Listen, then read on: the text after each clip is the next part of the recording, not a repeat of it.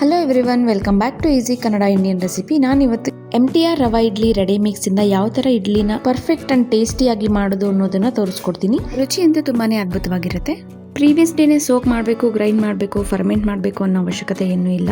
ತುಂಬಾ ಇನ್ಸ್ಟೆಂಟ್ ಆಗಿ ಇಡ್ಲಿ ಬೇಕು ಅನ್ಕೊಂಡಾಗ ಬರೀ 10 ನಿಮಿಷಕ್ಕೆ ರೆಡಿ ಆಗ್ಬಿಡುತ್ತೆ. ವಿಡಿಯೋನ ಸ್ಕಿಪ್ ಮಾಡದೆ ಕೊನೆವರೆಗೂ ನೋಡಿ. ಹಾಗೆ ವಿಡಿಯೋ ಇಷ್ಟ ಆಗಿದ್ರೆ ಫ್ರೆಂಡ್ಸ್ ಅಂಡ್ ಫ್ಯಾಮಿಲಿಗೆ ಶೇರ್ ಮಾಡಿ. ಯಾರೆಲ್ಲ ನನ್ನ ಚಾನೆಲ್ನ ಸಬ್ಸ್ಕ್ರೈಬ್ ಮಾಡ್ಕೊಂಡು ನೋಡ್ತಿದ್ರೆ ಅವ್ರಿಗೆ ನನ್ನ ಕಡೆಯಿಂದ ತುಂಬಾ ಧನ್ಯವಾದಗಳು. ಹಾಗೆ ಯಾರೆಲ್ಲ ಸಬ್ಸ್ಕ್ರೈಬ್ ಮಾಡ್ಕೊಳ್ದೆ ನೋಡ್ತಿದ್ದೀರಾ ಪ್ಲೀಸ್ ಸಬ್ಸ್ಕ್ರೈಬ್ ಮಾಡ್ಕೊಂಡು ನೋಡಿ, ಬಿಕಾಸ್ ನಾನು ಇನ್ನಷ್ಟು ಈಸಿ ಆ್ಯಂಡ್ ಟೇಸ್ಟಿ ರೆಸಿಪೀಸ್ನ ಅಪ್ಲೋಡ್ ಮಾಡ್ತಿರ್ತೀನಿ. ಬನ್ನಿ ಇದನ್ನು ಹೇಗೆ ಮಾಡೋದು ಅಂತ ನೋಡೋಣ. ನಾನಿಲ್ಲಿ ಮೊದಲಿಗೆ MTR ಅವರ ರವಾ ಇಡ್ಲಿ ರೆಡಿ ಮಿಕ್ಸ್ನ ತಗೊಂಡಿದ್ದೀನಿ. ನಾನಿಲ್ಲಿ 1 ಕಪ್ ಆಗೋಷ್ಟು ರೆಡಿ ಮಿಕ್ಸ್ನ ತಗೊಂಡಿದ್ದೀನಿ.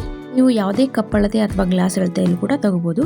ಯಾವ ಕಪ್ಪಲ್ಲಿ ನೀವು ರವೆನ ತಗೊಳ್ತೀರೋ ಸೇಮ್ ಅದೇ ಕಪ್ಪಲ್ಲಿ 1 ಕಪ್ ಆಗೋಷ್ಟು ನಾನು ಮೊಸರನ್ನ ಸೇರಿಸ್ಕೊಳ್ತಾ ಇದ್ದೀನಿ. ಈಗ ಇದನ್ನು ಚೆನ್ನಾಗಿ ಮಿಕ್ಸ್ ಮಾಡ್ಕೋಬೇಕಾಗುತ್ತೆ. ರವೆ ಮತ್ತು ಮೊಸರು ಚೆನ್ನಾಗಿ ಮಿಕ್ಸ್ ಆಗೋವರೆಗೂ ಚೆನ್ನಾಗಿ ಈ ಥರ ಮಿಕ್ಸ್ ಮಾಡ್ಕೋಬೇಕಾಗುತ್ತೆ. ಕಂಪ್ಲೀಟಾಗಿ ಇದು ರವೆ ಜೊತೆ ಮಿಕ್ಸ್ ಆಗಬೇಕಾಗುತ್ತೆ.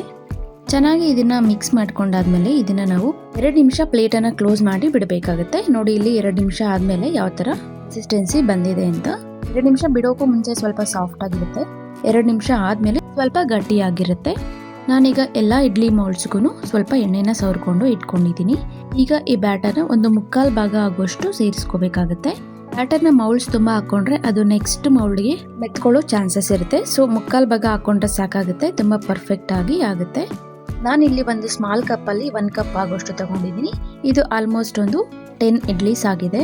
ಈಗ ನಾನು ಇಡ್ಲಿ ಪಾತ್ರೆಗೆ ಸ್ವಲ್ಪ ನೀರನ್ನು ಸೇರಿಸ್ಕೊಂಡು ಚೆನ್ನಾಗಿ ಕುದಿಸ್ಕೊಂಡಿದ್ದೀನಿ. ಆ ಕುದಿಯೋಂಥ ನೀರಿಗೆ ಈಗ ನಾನು ಇಡ್ಲಿ ಬ್ಯಾಟರ್ ಸೇರಿಸಿರುವಂಥ ಮೌಲ್ಡ್ಸ್ನ ಇಟ್ಟು 10 ರಿಂದ 12 ನಿಮಿಷ ಕುಕ್ ಮಾಡ್ಕೋಬೇಕಾಗುತ್ತೆ. ಸ್ವಲ್ಪ ರೆಸ್ಟ್ ಆಗೋದಕ್ಕೆ ಬಿಟ್ಟು ಓಪನ್ ಮಾಡಿದ್ರೆ ತುಂಬ ಪರ್ಫೆಕ್ಟಾಗಿ ಬರುತ್ತೆ. ಮಿನಿಮಮ್ 5 ನಿಮಿಷ ಆದರೂ ರೆಸ್ಟ್ ಆಗೋದಕ್ಕೆ ಬಿಟ್ಟರೆ ತುಂಬ ಪರ್ಫೆಕ್ಟಾಗಿ ಈ ಥರ ಕೈಯಲ್ಲೇ ರಿಮೂವ್ ಮಾಡ್ಕೋಬೋದು. ಅಷ್ಟೊಂದು ಪರ್ಫೆಕ್ಟಾಗಿ ಬರುತ್ತೆ. ಸ್ವಲ್ಪನೂ ಮೌಲ್ಡ್ಸ್ಗೆ ಅಂಟ್ಕೊಳ್ಳೋದಿಲ್ಲ, ಅಷ್ಟೊಂದು ಪರ್ಫೆಕ್ಟಾಗಿ ಬರುತ್ತೆ. ಇಲ್ಲಿ ನೀವೇ ನೋಡ್ಬೋದು ಎಷ್ಟೊಂದು ಪರ್ಫೆಕ್ಟಾಗಿ ಇಡ್ಲಿ ಬಂದಿದೆ ಅಂತ. ಈ ರವಾ ಇಡ್ಲಿ ಕಾಯಿ ಚಟ್ನಿ ಜೊತೆ ಸೂಪರ್ ಕಾಂಬಿನೇಷನ್ ಅಂತ ಹೇಳ್ಬೋದು.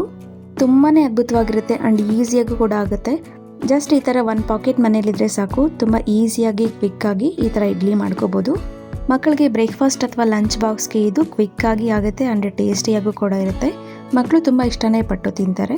ವಿಡಿಯೋ ಇಷ್ಟ ಆಗಿದ್ರೆ ಒಂದು ಲೈಕ್ ಕೊಡಿ, ಹಾಗೆ ಫ್ರೆಂಡ್ಸ್ ಆ್ಯಂಡ್ ಫ್ಯಾಮಿಲಿಗೂ ಶೇರ್ ಮಾಡಿ. ವಿಡಿಯೋನ ಸ್ಕಿಪ್ ಮಾಡದೆ ಕೊನೆವರೆಗೂ ನೋಡೋದಕ್ಕೆ ತುಂಬಾ ಧನ್ಯವಾದಗಳು.